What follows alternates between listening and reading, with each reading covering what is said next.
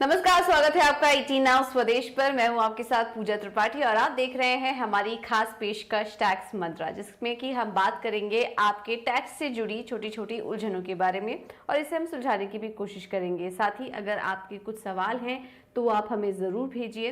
हमारी mail ID लगातार आपकी स्क्रीन पर फ्लैश होती रहेगी, व्हाट्सएप नंबर भी आपके स्क्रीन पर आते रहेंगे। आप उसके ज़रिए अपने सवाल हमें भेज सकते हैं और आप अपने सवाल की वीडियो बनाकर भी हमें व्हाट्सएप कर सकते हैं, उसकी एक क्लिप भी हमें भेज सकते हैं। और हमारी कोशिश यही रहेगी ज़्यादा से ज़्यादा सवालों को शामिल करने की। लेकिन चलिए अब शो की शुरुआत करते हैं। और आज का हमारा शो बेहद ही खास है क्योंकि फेस्टिव सीजन भी चल रहा है, तो हमने भी सोचा कि अब टैक्स मंत्रा को आपके सामने कुछ फेस्टिव अंदाज में लेकर आते हैं। और 5 अक्टूबर को है दशहरा, जिसे कि पूरे देश में धूमधाम से मनाया जाता है। और दशहरे के पर्व पर रावण के पुतला दहन की परंपरा है। ऐसा इसलिए है क्योंकि बुराई पर अच्छाई की जीत का एक जश्न हम मनाते हैं। और ये भी माना जाता है कि रावण के जो 10 सर हैं 10 बुराइयों का प्रतीक हैं, जिसे हमें दूर रहना चाहिए। अब ये जो सीख हमें मिलती है इस त्योहार से, ये जीवन के कई सारे पहलुओं पर भी लागू होती है। और क्योंकि हम बात कर रहे हैं टैक्स प्लानिंग की, तो काफ़ी सारी गलतियां हम भी करते हैं जिसे कि बचने की ज़रूरत है। और तो चलिए शो की शुरुआत करते हैं। और आज इसी पर हमारा जो टॉपिक है वो बेस्ड होगा कि ऐसी कौन सी 10 गलतियां हैं जिससे कि एक टैक्स पेयर को बचना चाहिए। और इसमें आज हमारी मदद करने के लिए हमारे साथ जुड़ चुके हैं बहुत ही खास गेस्ट, सीए सुनील गर्ग, जो कि एक जाने माने टैक्स एक्सपर्ट भी हैं। Sunil ji, thank you so much 18 now Swadesh को समय देने के लिए। और त्योहारी सीजन है, उसकी आपको ढेर सारी शुभकामनाएं। दशहरा भी आने वाला है, उसकी आपको और आपके परिवार को भी ढेर सारी बधाई। शो की शुरुआत करते हैं सर, और हम बात कर रहे हैं ऐसी गलतियों के बारे में जिन्हें कि टैक्स पेयर को नहीं करनी चाहिए, उनसे बचनी चाहिए। और अक्सर एक गलती टैक्स पेयर जो हमेशा करता है वो है रिटर्न को लेकर। जब इनकम टैक्स रिटर्न फाइल करने का समय करीब आता है तो अक्सर वह तो भूल जाते हैं या किसी न किसी कारण की वजह से उन्हें गलत तरीकों से भर देते हैं। तो पहले तो सवाल यही होगा आपसे कि जिन्होंने रिटर्न अभी तक नहीं भरी है उन्हें रिटर्न भरते वक्त क्या सावधानी रखनी चाहिए ताकि उसके बाद आयकर विभाग के चक्कर उन्हें ना लगाने पड़े। नमस्कार पूजा और अपने दर्शकों को दशहरा की अग्रिम बधाई। और जो आपने आज टॉपिक लिया है कि 10 गलतियां 10 बुराइयां जो हमें बचनी चाहिए एक असेसी को, एक टैक्स पेयर को। और सबसे बड़ी गलती जो लोग करते हैं, जो लास्ट मिनट पे रिटर्न की इंतजार करते रहते हैं कि हम भरेंगे भरेंगे और वो डेट निकल जाती है। तो ध्यान रखिए, अगर आप इंडिविजुअल्स हैं, यानी अगर आपका टैक्स ऑडिट नहीं होता था तो आपकी डेट निकल चुकी है 31 जुलाई। हाँ, जिन लोगों का टैक्स ऑडिट होता है उनके लिए अभी 31 अक्टूबर की डेट है। और साथ में वो लोग जो ऐसी फर्मों के पार्टनर हैं उनके लिए भी 31 अक्टूबर की डेट है जहां पर टैक्स ऑडिट होता है। लेकिन जो कंपनी के डायरेक्टर हैं, चाहे कंपनी का टैक्स ऑडिट होता है, पर उनकी जो डेट थी, लास्ट डेट, वो 31 जुलाई थी।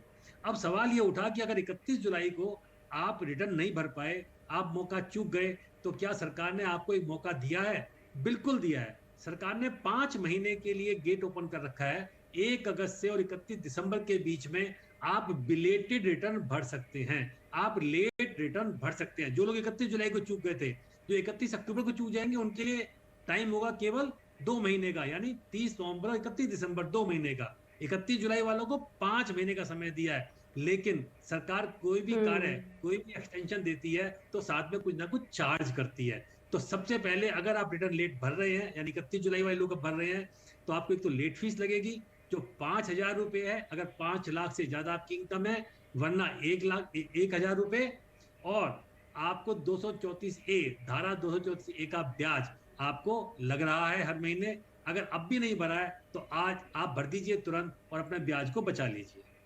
बिल्कुल है। तो इसकी आप ध्यान रखिए, आप पर पेनाल्टी भी लग सकती है। 31 अक्टूबर डेडलाइन है, उसके बाद भी अगर आपने नहीं भरा है तो भी आपके पास उसके बाद भी समय है, आप भर सकते हैं, लेकिन पेनाल्टी भी आपको देना पड़ेगा। इसका भी आप जरूर यहाँ पर ध्यान रखिए। तो पहले तो बात यही है कि रिटर्न अगर भरना है तो जो डेडलाइन है उसके पहले पहले आप अपना रिटर्न फाइल कर लीजिए, जिससे कि आप इन सब चक्करों से और पेनाल्टी से बच सके।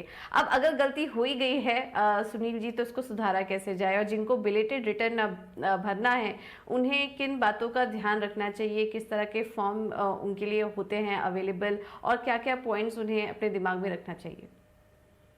देखिए पूजा, अगर आप बिलेटेड रिटर्न भर रहे हैं तो सबसे पहले आप याद रखिए कि आपको, जैसे मैंने बताया था कि 31 जुलाई वालों को 5 महीने का समय, 31 दिसंबर तक का।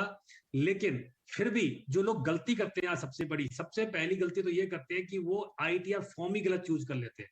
देखिए 7 तरह के फॉर्म हमको दे रखे हैं, लेकिन इंडिविजुअल के लिए 4 फॉर्म ही होते हैं, ITR 1, ITR 2, ITR 3 और ITR 4। आपको इन 4 फॉर्म में से एक चुनना है। और आसान बनाने के लिए मैं कह दूं कि अगर आपकी बिजनेस इनकम नहीं है तो ITR 1 या 2 में जाएंगे, बिजनेस इनकम ITR 3 में जाती है। तो पहली बात तो ये याद रखिए, आपको ITR फॉर्म का सही सिलेक्शन करना है। दूसरी गलती जो लोग करते हैं, आपको अपनी एनुअल इंफॉर्मेशन स्टेटमेंट को जरूर चेक करना है। देखिए पहले 26 AS आया करता था, अब AIS आ रहा है, एनुअल इंफॉर्मेशन स्टेटमेंट। आप अपने अकाउंट को लॉगिन कीजिए, अपने AIS को डाउनलोड कीजिए, और वो आपको अलर्ट मैसेज देता है वेबसाइट कि आपने AIS को मैच किया कि नहीं किया। क्योंकि उसमें आपकी ब्याज की इनकम, आपकी डिविडेंड की इनकम, आपकी कोई और इनकम है उसका ब्यौरा है, आपका कहीं टैक्स कटा है, आपका TDS कटा है, आपने एडवांस टैक्स जमा करवाया है, उसका ब्यौरा उन्होंने दे रखा है। आप उसको जरूर मैच कर लीजिए। तीसरी गलती जो लोग करते हैं, आप अपनी डिडक्शंस को अगर क्लेम कर रहे हैं, चाहे ATC में चाहे ATD में, लोग बस वो पूरा फॉर्म भर देते हैं, 1.5 लाख रुपए की हमने ATC में ले लिया, NPS में ले लिया, मेडिक्लेम क्लेम कर लिया, लेकिन आपको उसके प्रूफ अपने पास रखने होते हैं। लोग नहीं रखते हैं, लोग ध्यान ही नहीं देते हैं, लोग समझते हैं कि ये तो हमें सरकार ने गिफ्ट दे दिया। ऐसा नहीं है जी। और सबसे बड़ी गलती जो लोग करते हैं पूजा, वो करते हैं, आपकी अगर कोई एग्जेम्प्ट इनकम है, एग्जेम्प्ट इनकम का मतलब मान लीजिए आपकी एग्रीकल्चर से इनकम है, आप उसको दिखाना आपको जरूरी है।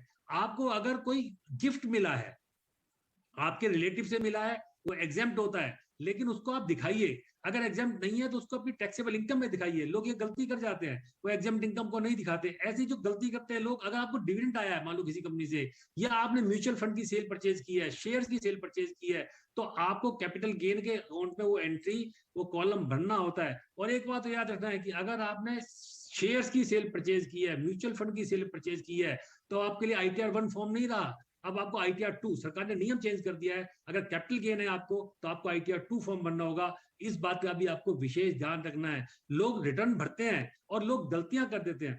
एक अच्छी बात मैं आपको बता देता हूं, सरकार ने एक फायदा आपको और दे दिया है कि अगर मान लीजिए आपने रिटर्न फाइल कर दी 31 जुलाई तक, और आपको अब लगता है कि मैंने उसमें गलती से कोई कॉलम भूल गया था, कोई इनकम भूल गया था, कोई कोई मैंने इंफॉर्मेशन नहीं दी है, तो सरकार ने कहा है कि आप रिवाइज रिटर्न भर दीजिए। रिवाइज रिटर्न आप भर सकते हैं, और रिवाइज रिटर्न भरने में कोई एक्स्ट्रा चार्ज नहीं लगता, कोई कुछ नहीं लगता। हाँ, अगर आप अपनी इनकम को बढ़ाएंगे तो आपको उस पर टैक्स देना होगा। रिवाइज रिटर्न आप कर सकते हैं, और रिवीजन कितनी बार भी कर सकते हैं। बिल्कुल। तो ये सारी कुछ इंपॉर्टेंट बातें हैं जिनको कि आपको ध्यान रखनी है, और फॉर्म का सिलेक्शन यहाँ पर बेहद ज़रूरी है, जिसमें कि अक्सर हम गलतियाँ कर देते हैं, इस बात का भी आप ध्यान रखिए। अब सुनील जी, आप एनुअल इंफॉर्मेशन स्टेटमेंट की बात कर रहे थे, उसके बारे में थोड़ा डिटेल में हमारे दर्शकों को बताइए कि अगर कोई आय एनुअल इंफॉर्मेशन स्टेटमेंट में दिखाई गई है तो क्या उस आय पर टैक्स देना ही पड़ेगा, ऐसा ज़रूरी है, चाहे वो टैक्सेबल हो या नहीं? बिल्कुल जरूरी नहीं है जी। देखिए एनुअल इंफॉर्मेशन स्टेटमेंट क्या है पूजा, आपको हम्म। पता होगा कि हमारी माननीय वित्त मंत्री जी ने बजट में घोषणा की थी कि हम आपको जल्दी ही एक फीचर देंगे प्रीफिल रिटर्न का। और बहुत सारी रिटर्न प्रीफिल होके आ भी रही हैं। आपकी इनकम प्रीफिल होके आती है कि आपको इतनी सैलरी से इनकम है, आपको इतनी ब्याज से इनकम है, आपको इतनी डिविडेंड से इनकम है। अगर आपको लगता है कि मेरी इनकम बिल्कुल ठीक है तो आप टिक कर दीजिए, आपको कुछ करने की जरूरत नहीं है। अब आपको आश्चर्य होता होगा कि आखिर ये AIS में इंफॉर्मेशन आती कहां से है, सरकार को पता कैसे चलता है। देखिए पूजा, हमारे एक सेक्शन है 285, वहां पर सरकार ने कुछ एजेंसीज को दे रखा है जिम्मा कि आप अपनी एक एनुअल इंफॉर्मेशन रिपोर्ट फाइल करेंगे। जैसे आप किसी रजिस्ट्रार के पास रजिस्ट्री किए जाते हैं, परचेज करते हैं हाउस, तो रजिस्ट्रार को हर 30 लाख से ऊपर जितना भी रजिस्ट्री हुई है सबको इन्फॉर्म करना होता है। बैंक ने जितना भी TDS काटा, जितना ब्याज दिया, उसको इन्फॉर्म करना होता है AI अपने एनुअल इंफॉर्मेशन रिपोर्ट में। ऐसी डिविडेंड की इनकम रिपोर्ट करनी होती है, यानी अलग अलग एजेंसी रिपोर्ट करती है। और आपके पैन नंबर पर जितनी भी इंफॉर्मेशन आती है सरकार उनको कंपाइल कर लेती है, और उस कंपाइलेशन को कहते हैं एनुअल इंफॉर्मेशन स्टेटमेंट। यानी आपको कहाँ कहाँ से इनकम आई है, कहाँ कहाँ से आपका टैक्स कटा है, आपको वो दिखाना हम्म। पड़ेगा। और सवाल ये उठा कि मान लीजिए आपके अगर कोई एआईएस में इनकम है या दिखा रखी है, क्या उसको टैक्स देना जरूरी है? ऐसा नहीं है। अगर वो टैक्सेबल है तभी आप टैक्स देंगे, अगर टैक्सेबल नहीं है तो टैक्स नहीं देंगे। मसलन आपने मान लीजिए प्रॉपर्टी बेच दी मार्च 2022 में, लेकिन आपने उसकी सेल डीड हुई आपकी जून 2022 में। अब मार्च में जब आपने प्रॉपर्टी का एग्रीमेंट किया तो हो सकता है आपको 10, 20, 30, 40 लाख रुपए कोई ना कोई एडवांस आ गया हो, और सामने वाले ने उसमें टीडीएस आपका डिडक्ट कर लिया हो। तो एआईएस में तो आपको टीडीएस दिखाई देगा, 20 लाख रुपए तो 20,000 रुपए टीडीएस दिखाई देगा, लेकिन वो आपकी इनकम तो नहीं है, क्योंकि इनकम तो आपकी वित्त वर्ष 22-23 में होगी। तो आपको उस समय इनकम नहीं दिखानी है। लोग गलती क्या करते हैं पूजा, उस टीडीएस का तो बेनिफिट ले लेते हैं, 20 लाख पे जो 20,000 रुपए टीडीएस कटा, इनकम नहीं दिखाते। आपको सरकार ने एक सहूलियत दी है कि अगर आपकी इनकम वो टैक्सेबल नहीं है तो आप कृपया हम्म। करके उस टीडीएस को भी कैरी फॉरवर्ड कर लीजिए, और जिस साल में वो टैक्सेबल होगा तभी आप टैक्स कीजिए। ऐसे ही ब्याज के मामले में होता है, कई बार आपने ब्याज अपने रिसीट बेस पे दिखाना है और एक्चुअल बेस पे मान लो टैक्स लगा दिया, टीडीएस कट गया, आप रिसीट बेस पे दिखा सकते हैं, लेकिन आपको टीडीएस को भी कैरी फॉरवर्ड करना पड़ेगा। ये काफ़ी इंपॉर्टेंट बातें आपने बताई जो कि अभी तक हमारे दर्शकों को नहीं पता होगी। तो एआईएस में भी क्या इंफॉर्मेशन स्टोर हो रही है, किस तरीके के टैक्स वहाँ पर लग रहे हैं, ब्याज कितना आपको मिल रहा है, इन सब बातों पर भी आप ध्यान दीजिए और बीच बीच में इसको रिव्यू करते रहिए। गिफ्ट से जुड़ा थोड़ा और भी आपसे डिटेल समझना चाहेंगे, गिफ्ट से मिली इनकम को किस तरह से बताना पड़ता है और किन बातों का ध्यान वहाँ पर रखें। देखिए पूजा, गिफ्ट को लेके हमारे यहाँ हमेशा बड़ा कंफ्यूजन रहता है कि गिफ्ट एग्जेम्प्ट है या गिफ्ट टैक्सेबल है। तो सरकार ने कुछ नियम हम्म। दे दिए। नियम क्या दिया सरकार ने? कहा कि अगर आपको ब्लड रिलेशन में गिफ्ट मिलता है, मदर से, फादर से, भाई से, भाभी से, मामा से, मामी से, तो एक रिलेशन की लिस्ट दे रखी है। तो आपको कितना भी गिफ्ट मिले, 1 रुपया मिले, 1,000 रुपया मिले, 1 लाख मिले, 10 लाख मिले, 20 लाख मिले, बिल्कुल एग्जेम्प्ट होगा, उस पर कोई टैक्स नहीं होगा। लेकिन जो 56(2)(10) एक धारा है 56(2)(10), उसमें जो रिलेटिव की डेफिनेशन है उसमें से ही आपको गिफ्ट चूज करना है, वहां से मिलेगा तो आपको टैक्स नहीं लगेगा, वरना वो टैक्सेबल होगा। केवल 50,000 रुपए की छूट है कि पूरे साल में आप 50,000 रुपए तक का गिफ्ट तो किसी से भी ले लो, दोस्तों से लो, कजिन से लो, बाहर वालों से लो। 50,000 से ऊपर जैसे ही 51,000 रुपए हुआ, 51,000 हुआ, पूरे पर टैक्स देना होता है अगर रिलेटिव से नहीं है। लेकिन रिलेटिव में भी बहुत सारे कंफ्यूजन है। जैसे अगर आप अपने हम्म। कजिन से गिफ्ट लेते हैं तो कजिन से गिफ्ट ब्लड रिलेशन की डेफिनेशन में नहीं आता। ऐसे ही मान लीजिए आपने अपने चाचा जी से गिफ्ट लिया तो वो एग्जेम्प्ट है, लेकिन अगर चाचा जी ने अच्छा। आपसे ले लिया, भतीजे से ले लिया, तो वो एग्जेम्प्ट नहीं है। कहने का मतलब है कि गिफ्ट अगर आपको रिलेशन में भी मिलता है तो आपको ध्यान से चुनना होगा। एक सवाल और उठता है कि क्या गिफ्ट रिलेटिव के अलावा भी एग्जेम्प्ट हो सकता है? हम्म। ऐसी कोई सिचुएशन है? बिल्कुल है जी। अगर आपको शादी के मौके पर, क्योंकि हमारे देश में शादी के मौके पर बहुत गिफ्ट मिलता है, और रिश्तेदारी नहीं देते, आपके दोस्त, आपके पड़ोसी, आपके कजिन सब गिफ्ट देते हैं। तो on the occasion of marriage अगर आपको कोई गिफ्ट मिलता है, किसी से भी मिले, दोस्तों से मिले, पड़ोसी से मिले, अनजान से मिले, जानकार से मिले, बिल्कुल एग्जेम्प्ट है। लेकिन आपको शादी पे अगर कोई गिफ्ट मिलता है, आप उसकी एक लिस्ट बनाइए और कोशिश कीजिए, आपको पता होना चाहिए कि कहाँ से गिफ्ट आया है। लोग एक गलती और करते हैं पूजा, वो देखते हैं कि शादी में मिला गिफ्ट एग्जेम्प्ट है तो कुछ भी दिखा दीजिए मेरी एग्जेम्प्ट इनकम है। ऐसा नहीं है, हम्म। आपको सोर्स बताना पड़ सकता है, आपको लोगों की लिस्ट देनी पड़ सकती है कि आपको किससे गिफ्ट आया है। और अगर वो झूठी निकली तो फिर टैक्स लगता है 78%, 78% टैक्स सरकार चार्ज करती है, 30% चार्ज नहीं करती है।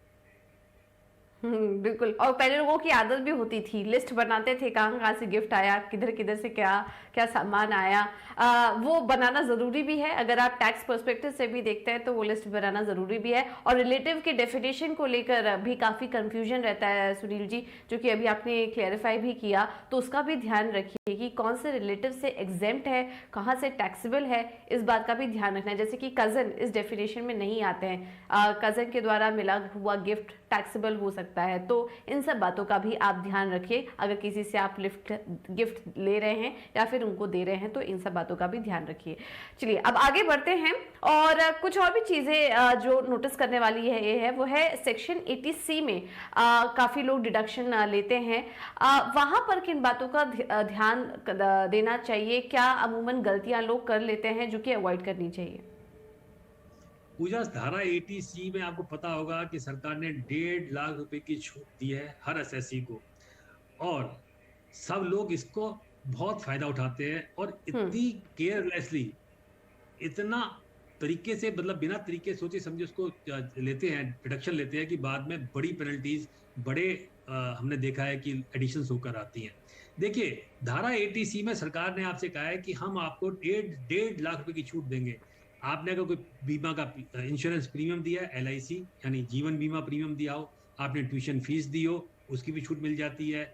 आपने मान लीजिए हाउसिंग लोन की रीपेमेंट की हो, उसकी भी छूट मिल जाती है। आपने कोई म्यूचुअल फंड यूलिप खरीदे हैं, उसकी भी छूट मिल जाती है। एक एन नंबर ऑफ लिस्ट है, वहां पर आप डिडक्शंस क्लेम कर सकते हैं। लेकिन लोग गलतियां क्या करते हैं मैं बताता हूं। अगर आप जीवन बीमा ले रहे हैं, आप अगर लाइफ इंश्योरेंस पे हम्म। कोई प्रीमियम किस्त भर रहे हैं, तो ध्यान रखिए 1 अप्रैल 2012 के बाद नियम बदल चुका है। नियम क्या है कि 10% तक का प्रीमियम अलाउड है। अगर आप सिंगल प्रीमियम पॉलिसी ले रहे हैं, मान लीजिए आपने 2 लाख रुपए की पॉलिसी ले ली और आपका प्रीमियम है 50,000 रुपए, तो आपको 10% यानी 20,000 रुपए ही आपको अलाउड होगा, 50,000 रुपए अलाउड नहीं होगा। ऐसी सिंगल प्रीमियम पॉलिसी आप पे कर देते हैं, आप सोचते हैं कि मैंने 1.5 लाख की हम्म। सिंगल प्रीमियम पॉलिसी ले ली, नहीं मिलेगा सर। 1.5 लाख रुपए पर 10% 15,000 ही मिलेगा। तो पहली गलती तो लोग ये करते हैं। दूसरी गलती जो अक्सर करते हैं, जिनकी शादी नहीं हुई है, जो यंग एम्प्लॉइज हैं, उनको लगता है कि जैसे मेडिक्लेम में अपने पेरेंट्स के लिए आप मेडिक्लेम करवाकर छूट ले सकते हैं, तो LIC में भी शायद अपने पेरेंट्स को की LIC करवाकर वो छूट ले सकते हैं। ऐसा नहीं है। आप इंश्योरेंस पॉलिसी अपने स्पाउस, अपने हस्बैंड या वाइफ के लिए और अपने बच्चों के लिए ले सकते हैं, अपने पेरेंट्स के लिए नहीं ले सकते हैं। ये गलती भी नहीं करनी चाहिए। तीसरी गलती लोग ट्यूशन फीस को लेके करते हैं। देखिए, हमारे यहाँ पर 2 सेक्शन है, एक 80C, एक 80E। 80E में अगर आप एजुकेशन लोन लेते हैं तो धारा 80E में आपको छूट मिलती है। और अगर आपने एजुकेशन लोन हम्म। फॉरेन स्टडीज के लिए भी लिया है, आपका बेटा बेटी, आपकी वाइफ बाहर पढ़ने गए, आपने एजुकेशन लोन लिया, उसकी छूट मिल जाती है। लेकिन 80C में नहीं मिलती है। इस बात का ध्यान रखना है। अगर आपका बच्चा विदेश में पढ़ रहा है तो 80C में छूट नहीं मिलती है। वो छूट केवल डोमेस्टिक यानी इंडियन स्कूल में आप पढ़ रहा है तभी आपको मिलती है। ऐसी हाउसिंग लोन की रीपेमेंट को लेके बड़ा कंफ्यूजन रहता है। लोग हाउसिंग लोन की रीपेमेंट करते हैं। हम्म। देखिए, हाउसिंग लोन अगर आपने लिया है तो 2 लाख रुपए की तो ब्याज की छूट मिलती है धारा 24 में। 80C में रीपेमेंट की छूट भी मिलती है। लेकिन जो अक्सर हम्म। लोग गलती करते हैं, आपने कोई मकान लिया, आपने कोई फ्लैट लिया, आपको उस फ्लैट को या मकान को 5 साल तक नहीं बेचना है। अगर आपने रीपेमेंट की छूट 80C में ले ली है और उस मकान को 5 साल के अंदर अंदर बेच दिया है, तो जितनी छूट आपने क्लेम की थी वो सारी की सारी रिवर्स हो जाती है। आपको टैक्स देना होता है। ऐसे ही जैसे LIC अगर आपने गलत क्लेम कर लिया, वो छूट रिवर्स हो जाएगी, आपको टैक्स देना होगा। तो अगर 80C में भी छूट क्लेम कर रहे हैं 1.5 लाख रुपए की, तो बड़ी कैजुअल अप्रोच नहीं होनी चाहिए। एक एक धारा को, एक एक सेक्शन को आप पढ़िए कि ये छूट के लिए मैं एलिजिबल हूं या नहीं हूं। तो जो मैंने आपको गलतियां बताई है 80C में, हम्म। ये गलतियां मैं अक्सर देखता हूं। बिल्कुल, 80C को लेकर तो काफ़ी कन्फ्यूजन रहता ही है और इसका आपको ध्यान भी रखना चाहिए। देखिए, काफ़ी सारे ये टैक्स जो है बहुत बड़ा टॉपिक होता है, बहुत बड़ा सेगमेंट होता है। हम हर एक चीज़ तो कवर नहीं कर पाएंगे, लेकिन ये जो अमूमन ऐसी गलतियां देखने को मिलती है, उस पॉइंट को हम टच अपॉन करने की कोशिश कर रहे हैं और इसमें हम आपको समझाने की कोशिश कर रहे हैं कि इससे जुड़ी अगर आपके दिमाग में कोई कन्फ्यूजन है तो पहले ठीक से पढ़ लें, उसके बारे में समझ लें और फिर उसका फ़ायदा लेने की कोशिश करें। वरना फिर आप जो टैक्स प्लानिंग कर रहे हैं वो आपके लिए कुछ गलत भी साबित हो सकती है। छोटी छोटी गलतियों की वजह से आपको पेनल्टी और खामियाजा भी भरना पड़ सकता है। सुनील जी, मेडिक्लेम की छूट को लेकर भी काफ़ी ज़्यादा कन्फ्यूजन रहती है, उसके बारे में भी थोड़ा और डिटेल में आपसे समझना चाहेंगे। वहां पर किन बातों का ध्यान रखना चाहिए और क्या गलती ना करें? देखिए, आपको पता होगा एक धारा 80D में छूट मिलती है। और धारा 80D में सरकार ने कहा है कि अगर आप अपनी फैमिली के लिए मेडिक्लेम पॉलिसी लेते हैं, हम आपको 25,000 रुपए की छूट देंगे। और अगर आप सीनियर सिटीजन हैं तो आपको 50,000 रुपए की छूट मिलती है मेडिक्लेम में धारा 80D में। सरकार ने एक बेनिफिट और दिया। सरकार ने कहा कि अगर आप अपने माँ बाप की सेवा करते हैं, अपने पेरेंट्स का ख्याल रखते हैं, आप उनका मेडिक्लेम करवाते हैं, अगर वो सीनियर सिटीजन है, आपके पेरेंट्स अमूमन सीनियर सिटीजन होते हैं, तो हम आपको 50,000 रुपए की एडिशनल छूट भी दे सकते हैं। यानी अगर आप एक एम्प्लॉई हैं, आप बिजनेसमैन हैं, आपने अपनी फैमिली के लिए मेडिक्लेम लिया, आपने अपनी वाइफ, अपने बच्चों के लिए, तो 25,000 रुपए की छूट तो वहां ले लीजिए और 50,000 रुपए की छूट आप ले लीजिए अपने पेरेंट्स के लिए। 75,000 की आपको छूट मिल जाती है। लेकिन 80D में आपको 3-4 बातों का विशेष ध्यान रखना होता है और लोग अक्सर गलती करते हैं और फिर खामियाजा भुगत लेते हैं। नंबर 1 बात, आपको मेडिक्लेम का जो चेक है जो इंश्योरेंस का चेक है वो चेक से ही पेमेंट करनी है, वो कैश में पेमेंट नहीं करनी है। अगर आपने मेडिक्लेम की पॉलिसी को कैश पेमेंट कर दिया तो आपको छूट नहीं मिलती है। देखिए एटीसी में कोई कंडीशन नहीं है ट्यूशन फीस को लेके या जीवन बीमा को लेके, लेकिन एटीडी में हम्म। स्पेशली लिखा है कि आपको पेमेंट बैंकिंग चैनल से करनी है, कैश पे नहीं करनी है। तो एक गलती तो ये नहीं करना।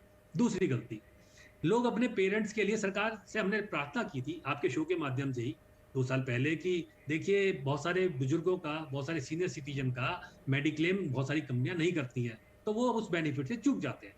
तो माननीय वित्त मंत्री जी ने एक बेनिफिट दे दिया था कि कोई बात नहीं, अगर आप मेडिकल एक्सपेंडिचर भी कर रहे हैं अपने पेरेंट्स के लिए तो 50,000 रुपए की छूट आप हमसे ले लीजिए मेडिकल एक्सपेंडिचर पर। लोग गलती क्या करते हैं पर इसमें, लोग गलती ये करते हैं कि छोटा सा तो वो करवा लेते हैं मेडिकल ओके। प्रीमियम।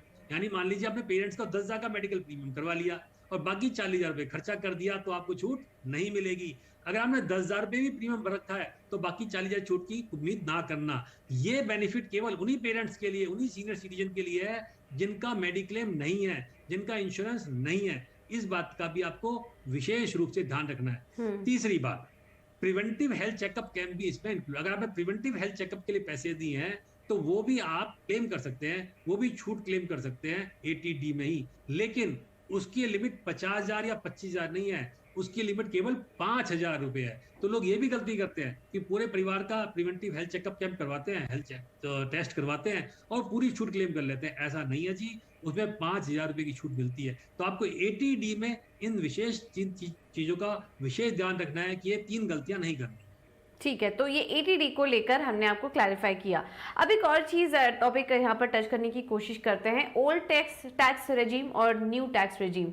ये जो दो चीजें आई हैं, इसको लेकर भी काफी सारी कंफ्यूजन है और लोग कुछ गलतियां, कुछ मिस्टेक्स रेजिम को समझने में भी कर रहे हैं। आपका क्या व्यू बन रहा है इस पर और किन बातों का ध्यान वहां पर रखना चाहिए?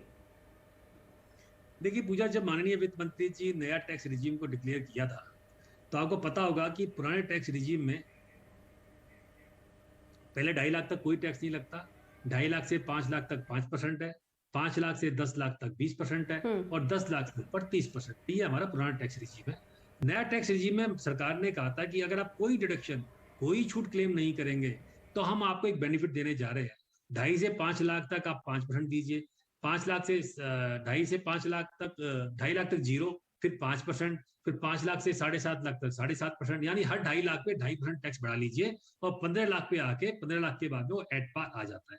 लेकिन आपको एक बात का याद रखना है कि नए टैक्स रिजीम में ना तो आपको स्टैंडर्ड डिडक्शन मिलती है, ना ही आपको हाउसिंग लोन की रीपेमेंट की छूट मिलती है, ना ही आपको एटीसी की छूट मिलती है, ना ही 2 लाख के ब्याज की छूट मिलती है। तो कहने का मतलब है कि अगर आप नए रिजीम में जा रहे हैं तो आपको ध्यान से देखना होगा। जो मैडम वित्त मंत्री ने कहा था कि 78,000 का बेनिफिट होगा, कई बार ये उल्टा हो जाता है, नहीं होता है। क्योंकि हमने कैलकुलेशन की थी कि अगर आप 15 लाख रुपए की इनकम है, दोनों में, दोनों रिजीम में आप रखते हैं और आप 2.25 लाख रुपए की छूट क्लेम कर रहे हैं पुराने टैक्स रिजीम में, देखिए एटीसी की छूट लोग करते ही हैं क्लेम, स्टैंडर्ड डिडक्शन करते ही हैं, पीएफ की करते ही हैं, तो आप एट पार आ जाते हैं। यानी अगर 2.25 लाख रुपए से ज्यादा आप छूट क्लेम कर सकते हैं तो 15 लाख पे आपको ओल्ड रिजीम में ही जाने में फायदा है। अगर आपकी 10 लाख की इनकम है तो जो ब्रेक इवन पॉइंट आता है वो 1,87,500 रुपए पर आ जाता है, जबकि हम 4.5 लाख तक की छूट क्लेम कर सकते हैं अपने टैक्स रिजीम में पुराने वाले में। तो एक बात तो ये याद रखनी है। दूसरी बात, अगर आप नए रिजीम में जा रहे हैं तो आपको एक फॉर्म 10IE भरना है, आप उसको जरूर भर दीजिए। अगर आप नहीं भरेंगे आपको बेनिफिट नहीं मिलेगा। तीसरी बात, अगर आप सैलरीड एम्प्लॉई हैं तो सरकार ने आपसे कहा है कि आपको हर साल हम मौका देंगे कि आप नया रिजीम चुन लीजिए या पुराना, हर साल आप चुन कर सकते हैं। मतलब एक साल आपने नए रिजीम में रहे, अगले साल पुराने में आ जाइए।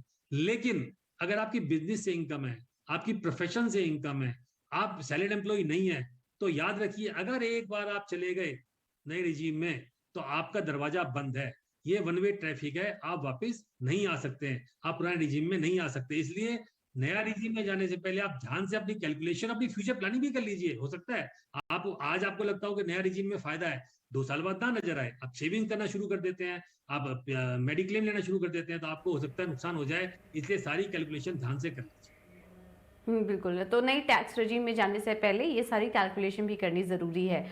सुनील जी, कैपिटल गेन से जो आय होती है उसमें किन बातों का ध्यान रखें? देखिए कैपिटल गेन से अगर आपको आय हो रही है, अगर आप जनरली जो हम कंफ्यूज होते हैं वो प्रॉपर्टी को लेके होते हैं। अगर आपने मान लीजिए कोई प्रॉपर्टी बेची, रेजिडेंशियल हाउस बेचा, तो हम्म। सरकार ने कहा है कि आप दूसरा मकान खरीद सकते हैं। ठीक है। तो लोग समझते हैं कि मैं खरीद लूंगा, मुझे टाइम है, क्योंकि खरीदने का जो लिमिट है वो हम्म। 1 साल पहले, 2 साल तक आप बाद में, बेचने के बाद में, और 3 साल तक आप बना सकते हैं। तो लोग गलती क्या करते हैं, मान लीजिए आपने वित्त वर्ष 22-23 जो अभी चल रहा है, आपने इसमें रेजिडेंशियल हाउस बेच दिया, आपको 50 लाख रुपए का कैपिटल गेन हो गया। तो लोग सोचते हैं कि मुझे तो 22-23 के बाद 3 साल का टाइम है जी, 2026 तक। ऐसा नहीं है, ऐसी गलती ना करें। आपकी रिटर्न भरने का टाइम होगा हम्म। 31 जुलाई 2023। तो या तो 31 जुलाई 2023 तक आप दूसरा मकान परचेज कर लीजिए। अगर आपने परचेज नहीं किया है तो आपको 31 जुलाई 2023 से पहले उस पैसे को कैपिटल गेन अकाउंट स्कीम में डालना पड़ेगा। लोग गलती करते हैं, अपने बैंक के सेविंग अकाउंट में रख लेते हैं और सोचते हैं कि मुझे छूट मिल जाएगी। ऐसा नहीं है। ओके। आपको सरकार ने टाइम दिया है 2 साल का, 3 साल का, लेकिन आप 31 जुलाई 2023 के बाद में अगर मकान परचेज करने जा रहे हैं तो फिर आप वो पैसा कैपिटल गेन अकाउंट स्कीम से निकाल लेंगे with the permission of the assessing officer. तो एक इस बात का भी आपको विशेष ध्यान रखना है जहां आपको कैपिटल गेन पे छूट क्लेम करनी है। हम्म। दूसरी, अगर आपको शेयर से कैपिटल गेन हो रहा है, तो जैसे मैंने पहले बताया था कि अगर आपको शेयर से, म्यूचुअल फंड से कैपिटल गेन हम्म। हो रहा है, तो आपको पता होगा कि अगर लिस्टेड म्यूचुअल फंड या लिस्टेड इक्विटी शेयर हैं, तो सरकार ने एक बेनिफिट दिया था कि कहा था 10% टैक्स दे दीजिए हमको, केवल 10%, इंडेक्सेशन हम आपको नहीं देंगे। और सरकार ने कहा था कि 1 लाख रुपए तक का लॉन्ग टर्म कैपिटल गेन आपका माफ होगा, और ये बेनिफिट आप ले सकते हैं। लेकिन गलती कहाँ करते हैं लोग, गलती करते हैं रिटर्न भरते वक्त। देखिए, अगर आपको कैपिटल गेन से एंट्री है, कैपिटल गेन से बेनिफिट है, प्रॉफिट हुआ है, तो अब आपको ITR 1 नहीं भर सकते। आपको हर हाल में या तो ITR 2 भरना होगा, और अगर आपकी बिजनेस इनकम है तो आपको ITR 3 भरना होगा। लोग एक गलती और करते हैं, शेयर्स के कैपिटल गेन में आपको स्क्रिप्ट वाइज डिटेल देनी होती है कि मेरे को कितना, किससे कैपिटल गेन हुआ, शॉर्ट टर्म हुआ, लॉन्ग टर्म हुआ। लोग ये डिटेल नहीं भरते हैं, बाद में दिक्कत आती है। इसलिए कैपिटल गेन का एंट्री करते वक्त आपको टाइम लिमिट्स का, टाइम लाइन का, और एक बात बताता हूं मैं आपको। एक धारा है 50EC, 54EC, उसमें क्या कहा है सरकार ने कि अगर हम्म। आपको कैपिटल गेन हुआ लॉन्ग टर्म प्रॉपर्टी पर, तो आप 50 लाख रुपए तक के बॉन्ड्स ले सकते हैं, लेकिन उसकी टाइम लिमिट 6 महीने है, 6 month from the date of sale. उसमें 31 मार्च का कोई संबंध नहीं है। तो 6 महीने के अंदर अंदर आपको बॉन्ड्स हम्म। परचेज करने होते हैं, NHI के या RBB के, तो आप उसको परचेज कर लीजिए। बिल्कुल। तो ये कुछ इम्पोर्टेंट पॉइंट्स हमने आपके सामने रखे जिससे जुड़ी गलतियां आपको नहीं करनी है। अगर कुछ सवाल हैं आपके तो वो आप हमें बेशक भेज सकते हैं। चलिए, इसी नोट के साथ सुनील जी, बहुत बहुत धन्यवाद आपका आज अपना कीमती समय हमें देने के लिए और इस विशेष चर्चा में हमारे साथ जुड़ने के लिए और अपने व्यूज़ भी शेयर करने के लिए। तो फिलहाल इस शो में इतना ही, मुझे दीजिए इजाज़त। नमस्कार।